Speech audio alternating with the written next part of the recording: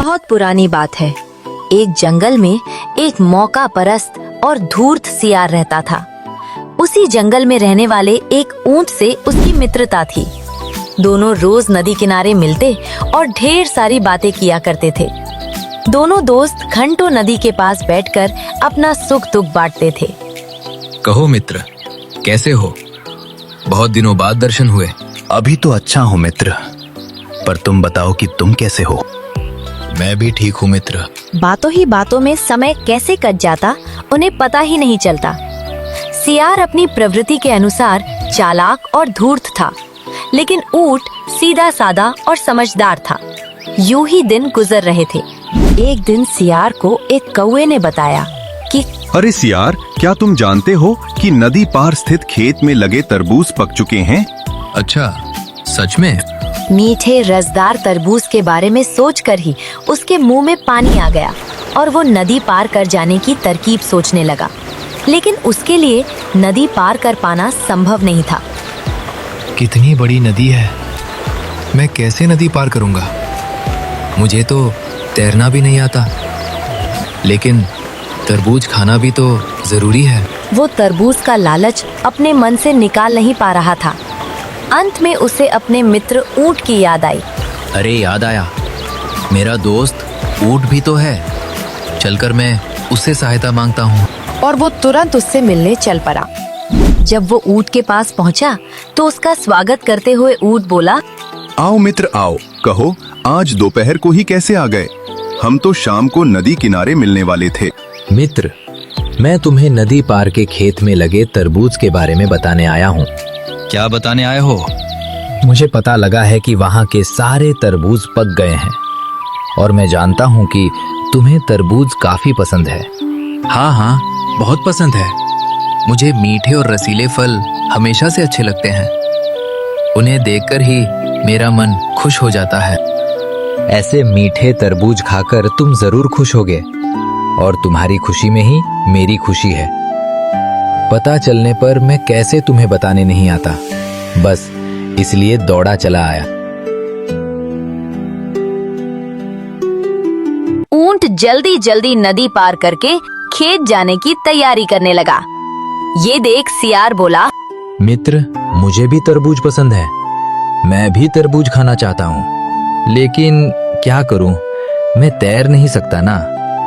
खैर कोई बात नहीं, तुमने तरबूज खाए तो मैं समझ लूंगा कि मैंने भी खा लिया। कैसी बात करते हो मित्र? क्या मैं तुम्हें यहाँ छोड़कर जा सकता हूँ? अरे, मैं तुम्हें अपनी पीठ पर लादकर नदी पार के खेत में ले चलूंगा और हम दोनों मजे से तरबूज का स्वाद लेंगे। तो सियार खुश हो गया।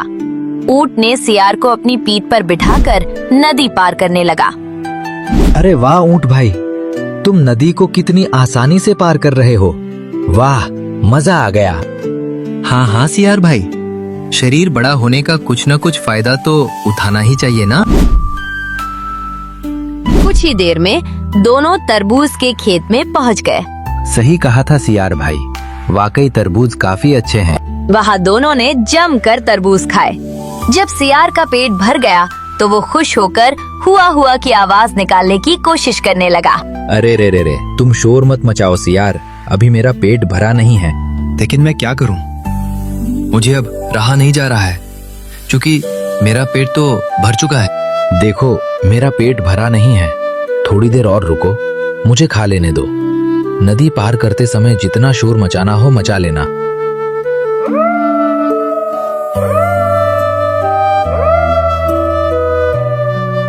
और सियार नहीं माना। सियार की आवाज खेत से कुछ दूरी पर रहने वाले किसान के कानों में पड़ गई। वो समझ गया कि खेत में कोई घुस आया है। हाथ में लाठी लेकर वो खेत की तरफ दौड़ा। अरे अरे, कौन है मेरे खेत में?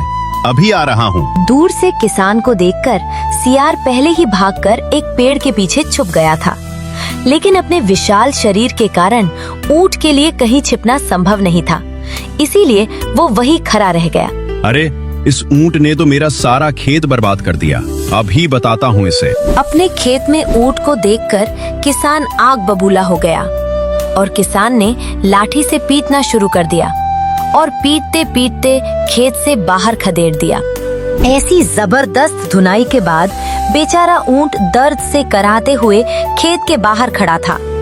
मामला शांत होने पर पेड़ के पीछे छुपा सियार चुपके से खेत से निकलकर उसके पास आ गया। अरे सियार, जब तुमने तरबूज खा लिया तो इतना ज्यादा शोर मचाने की क्या जरूरत थी? तुम्हारे चिल्लाने की आवाज सुनकर ही वो किसान मेरे पास आ गया और मेरी पिटाई करने लगा, और ये सब सिर्फ तुम्हारे कारण ही हुआ। ऊंट भैया माफ कर दो, मेरी वजह से तुम्हें मार पड़ गई। अरे जब मैं तरबूज खा रहा था तो मेरा पेट पहले भर गया था यार, और जब मेरा पेट भर जाता है तो जब तक मैं हुआ हुआ की आवाज ना निकालूं मेरा खाना ही लेकिन नहीं मेरा पचता। पेट तो भरा नहीं था ना, और तुम अपने भोजन पचाने की चिंता करने लगे। क्या तुम्हें मेरी दोस्ती का जरा भी ख्याल नहीं आया? सियार का उत्तर सुनकर ऊंट को बहुत क्रोध आया था, लेकिन वो चुप रहा। ऊंट चुपचाप नदी की ओर बढ़ने लगा। पीछे से सियार भी नदी के पास पहुंच गया और ऊंट की पीठ पर बैठ गया। नदी के बीच मझधार में पहुंचकर ऊंट ने पानी में डुबकी लगा दी। अरे अरे अरे अरे, ये क्या कर रहे हो मित्र? अरे तुम जानते नहीं हो कि मुझे तैरना नहीं आता। इस तरह करोगे तो मैं तो डूब ही जाऊंगा ना। डूब ही जाओगे तो मैं क्या करूं भाई? मुझे तो अब लौटने की इच्छा हो रही है। अरे बाद में लौटना, पहले मुझे किनारे तक पहुंचा दो। दोस्ती में ये सब नहीं होता। नहीं सियार, मुझे खाने के बाद पानी में ऐसे ही डुबकी लगाने की आदत है, और खाना हजम करने के लिए नदी में डुबकी लगाना भी जरूरी होता है। अरे अरे ऐसा मत करो यार, अपनी दोस्ती का जरा ख्याल ही करो। क्यों ख्याल करूं? ये तो तुम्हें भी सोचना चाहिए था मुझसे दोस्ती करते समय। अब तो मुझे रहा नहीं जा रहा है। अब सियार को समझ आ गया कि ऊंट उसके किए का बदला ले रहा है, लेकिन अब बहुत देर हो चुकी थी, क्योंकि ऊंट पहले भी सियार से कई बार धोखा खा चुका था।